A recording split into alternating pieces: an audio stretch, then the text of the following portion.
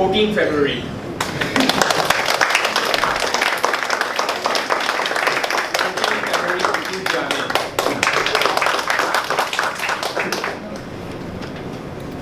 14th February.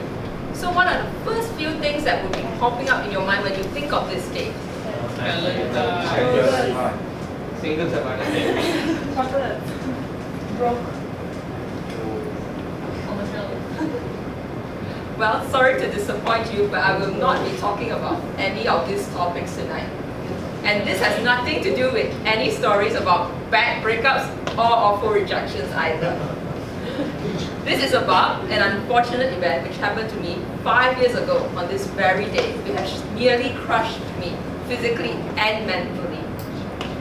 It all happened 1 month right after my 15th birthday, where I was diagnosed with retinal detachment. Now you may be wondering, what is retinal detachment? Never heard of it before.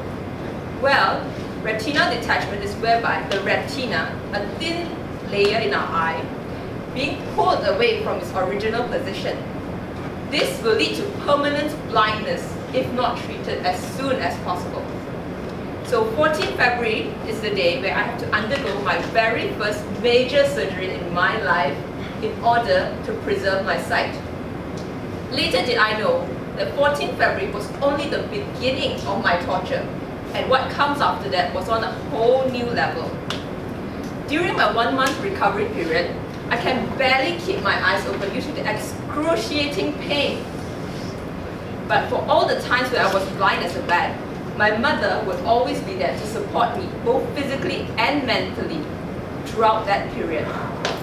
Every night, she would forego sleep just to comfort me until I can fall asleep due to extreme tiredness despite the pain. This is why this proves that when people say the truest and purest meaning of the word unconditional can only be found in a mother's love. They said hard times will reveal true friends, and I personally support the validity of this statement. There is this one friend who has voluntarily came over to check up on my condition during my 1 month absence from school. There are times in school that the people will be like, hey, look at that girl. Oh my God, look at her eye. One of her eyes is bigger than the other. It looks so hideous. How can she even stand to walk out in the street in broad daylight in that state? Yes, they are very mean. But I don't fully blame them for what they've said. Because even for myself, I could not even accept my own appearance when I looked into the mirror. But this one friend of mine still stood beside me throughout this period. She would always be there to remind me, bad times will go and the good times will come. So stay strong and keep fighting. This very friend who I am speaking so fondly of is none other than Nicole, who's sitting over in that corner. I would like to thank you once again for all the support and hugs which you have given me throughout that period. Last but not least, this 14th February incident has shaped who I am today. I used to be that timid little girl who's afraid to voice out her opinion and go against anyone just in order to be able to fit into the gang.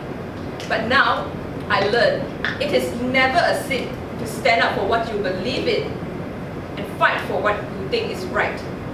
Furthermore, I used to push away any chances to spend with my family and friends, or even to do something I always longed to try, but never had the courage to take it on.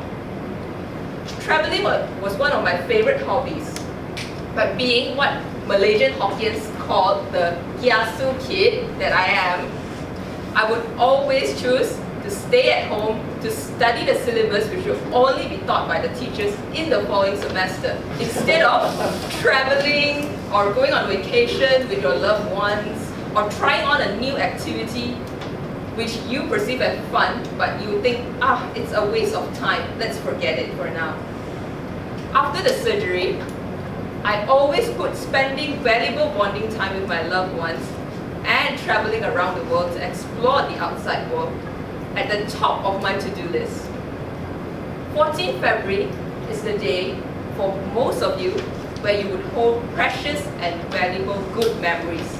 But for me, it marked the beginning of my suffering. Despite all this, I now no longer blame fate for what has happened to me.